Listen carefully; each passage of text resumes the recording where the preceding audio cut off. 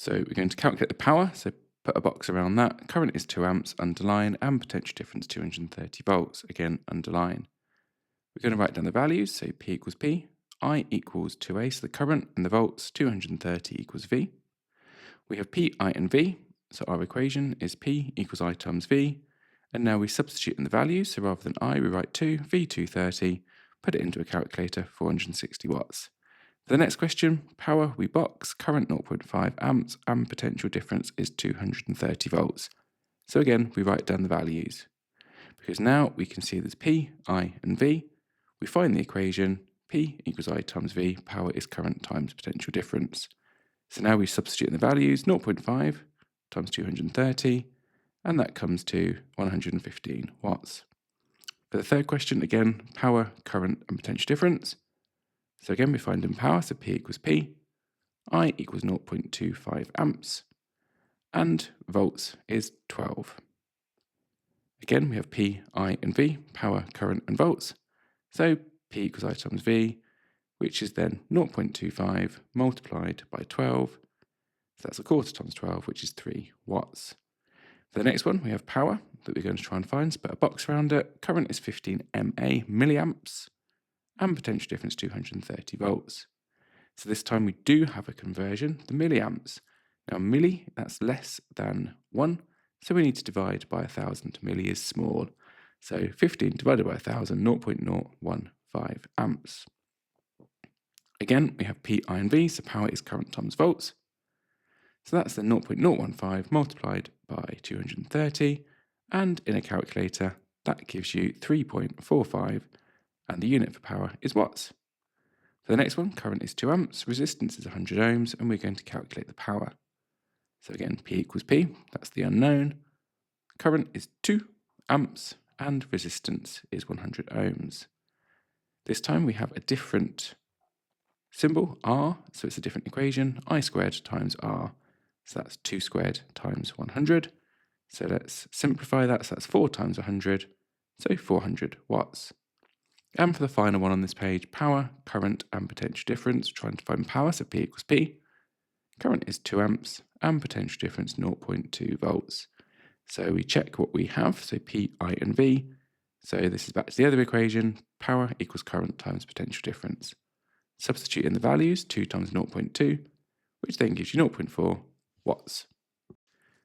On to page 2, so we're going to calculate the current, so put a box around it. It's 14 watts, so that's the power. Just going to make it clear by writing power to remind me, and potential difference is 6 volts. So as usual, write down the values. I equals I, the unknown, P is 14 watts, and V is 6 volts. No conversions required. We have P, I, and V, so the equation power is current times potential difference. This time we're going to substitute in the values, so 14 equals I times 6. Because we have times 6, we then need to divide by 6, so that's 2.3 amps. For the next bit, again, we're going to box and underline the key things. So power is 60 watts, current is 3 amps, and potential difference is what we want to try and calculate. No conversions, but again, P equals I times V. We're going to put in the numbers. So 60 equals 3 times V. Now 3 is multiplied by V, so we need to move the 3 to the other side. So it's 60 divided by 3, which is 20 volts. Next thing, resistance, power, and current. So P equals 144 watts. Current is 3 amps. And we're trying to find resistance. So again, we need an equation that links P, I, and R, power, current, and resistance. So that's the P equals I squared times R equation. So 144 is then equal to 3 squared times R. We're going to simplify the 3 squared, so that's then equal to 9 times R. Because 9 is multiplied, we then need to divide on the other side, so divide that by 9, and that will give us R, which gives us 16 ohms. On to the next one, so trying to find current, we know power 0.8 kilowatts, and potential difference is then 230. So as always, write down the values that we know, and then we've noticed that it's 0.8 kilowatts. Kilo is times by 1,000, it's bigger than 1, so that then gives us the power of 800 watts. Again, we're going to choose an equation. We've got P, I, and V, so it's P equals I times V. Substitute in the values, so 800, our converted value for power, equals I times 230. Now that's multiplied by 230, so we need to divide to move it to the other side of the equation. So 800 divided by 230 gives us 3.48 amps. On to the next one. Power again is in kilowatts, so we need to be aware of that when it comes to converting. So P is 0.6 kilowatts, current is 5 amps, and we're trying to find the resistance. So again, kilo times by 1,000, so 0.6 kilowatts is then 600 watts. And then we're going to write down the equation that links P, I, and R. So P is I squared times R, so that's 600 equals 5 squared times R. Again, we're going to simplify, so that's then 25 times R. It's multiplied, so we then need to divide the 25.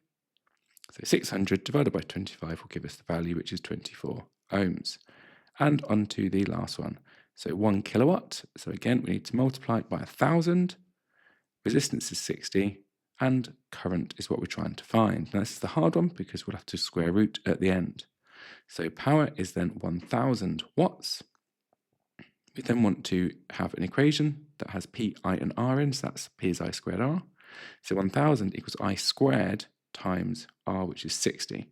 So it's multiplied by 60, so to move it to the other side, we divide by 60, but that still gives us I squared. So I squared equals 16.7.